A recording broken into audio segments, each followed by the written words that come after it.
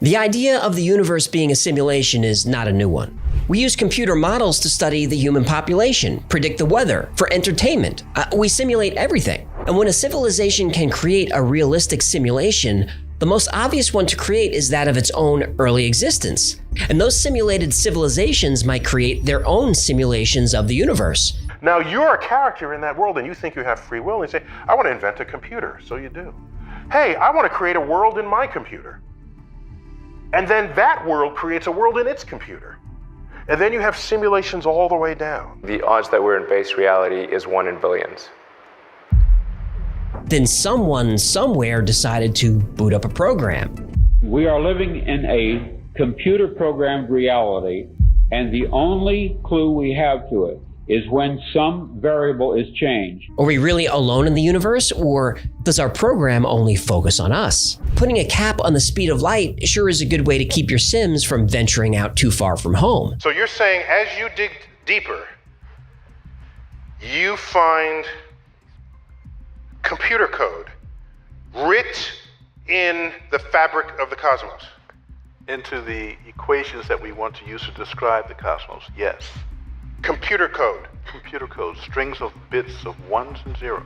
Everything in nature is math. The number of petals on a flower is usually a Fibonacci number. The ratio of female to male honeybees in a colony, most of the body follows the numbers 1, 2, 3, and 5. The length of your shoulder to your elbow, and from your elbow to your fingertips, that's the golden ratio. From the spiral of seashells to the spiral of a galaxy and everything in between, Fibonacci numbers are everywhere. The humans look for patterns in chaos because that's what we're programmed to do. What we're programmed to do. Everything in the universe seems to follow patterns and rules. In other words, a program.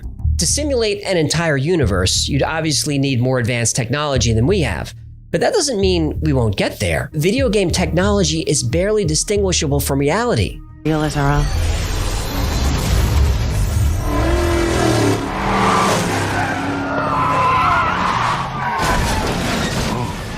What just happened? But simulating an entire universe, how big of a computer will we need? Well, the human brain can perform 100 trillion calculations per second. To power all of this, the simulation would need access to multiple Dyson spheres to harness the energy from black holes. When you're playing a 3D video game, the entire game world isn't rendered. Instead, the game engine only calculates what the player can see and interact with at that specific moment. If we are living in a simulation, then it would make sense that the creators of the simulation would use a similar technique. The game engine always knows how much data to send you and doesn't bother with anything else. If we live in a simulation, it would make sense that our reality is rendered the same way. And we could test this. Particles passing through two slits create clumping patterns. Waves through two slits creates an interference pattern. Photons were emitted as waves, passed through the slits as waves, but when the waves were observed before hitting the screen, they suddenly behaved like particles again. The electrons changed their state by going back in time. The universe that I exist in is a very good, high-quality simulation. So what happens when we observe light coming from vast distances? Even though our universe is full of galaxies, those galaxies may not actually be there. If we're living in a simulation, then stars and galaxies could simply be projections, and only when we get up close would those projections become more detailed. When you think of the simulation creator as an omniscient intelligence who exists outside of our understanding of space and time, it sounds an awful lot like you're describing God.